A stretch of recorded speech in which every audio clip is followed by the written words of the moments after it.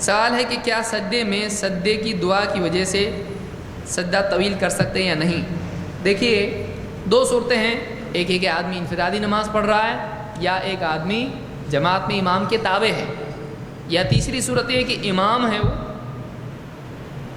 تو تینوں صورتوں میں دیکھتے ہیں دعا کی وجہ سے۔ پہلے تو یہ کہ سجدے میں دعا کی جا سکتی ہے یا نہیں، اور کن نمازوں میں سجدے میں دعا کی جا سکتی ہے؟ تمام نمازوں میں جن میں سجدہ ہے۔ اسی لیے آپ نے فرمایا کہ بندہ سب سے قریب اللہ کے کب ہوتا ہے؟ سجدے میں۔ جب وہ سجدے میں ہوتا ہے تو خوب اللہ سے دعا کرو، فَأَكْثِرُوا الدُّعَاءَ۔ آپ نے نہیں کہا کہ فرض نماز کے سجدے میں قریب ہوتا ہے یا نفل کے قریب ہوتا ہے، سارے سجدوں میں اللہ کے قریب ہوتا ہے، تو اللہ سے اس میں دعا کر سکتا ہے۔ ہاں، آپ نے ایک نماز کو دوسری نماز سے الگ کیا نہیں، تو ساری نمازوں میں کر سکتا ہے، امام، مقتدی، منفرد، تینوں۔ لیکن اگر امام ہے تو اس کو مختصر دعا کرنا چاہیے۔ کیوں؟ اس لیے کہ لمبی اگر دعا کر رہا ہے اور لوگوں کو تکلیف دے رہا ہے، مناسب نہیں ہے۔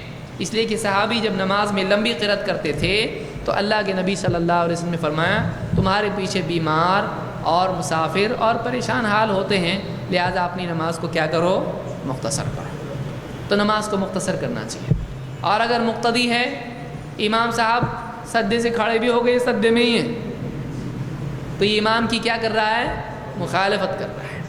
اس کو چاہیے کہ وہ سجدوں میں امام کے تابع ہو۔ جب امام سجدے سے اٹھے تو آپ نے فرمایا کہ جب سجدے سے اٹھے، جب وہ اٹھے تو تم بھی اٹھ جاؤ، فَإِذَا رَفَعَ فَارْفَعُوا۔ جب وہ رکوع یا سجدے سے اٹھے تم بھی اٹھ جاؤ۔